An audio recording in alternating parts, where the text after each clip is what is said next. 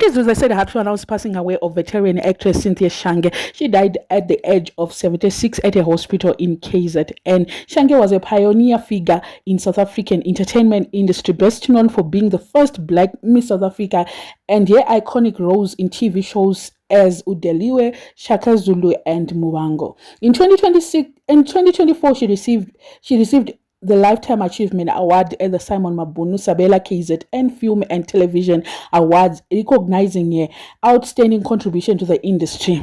A name, a first, a legacy many of us grew up watching, gone but not forgotten. She raised 4 children, including superstar Nonhle Tema. At some point in her life, she had serious health struggles. She was hospitalized for months, and at some point, she lost toes due to gangrene, yet she kept on working. Rest in peace, Cynthia. We will forever miss you, and you graced our screens.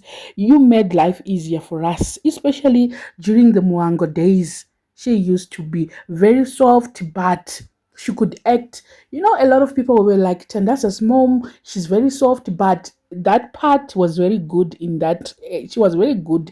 Her acting skills were actually good, especially for her age. She was doing so well. So rest in peace, Mama.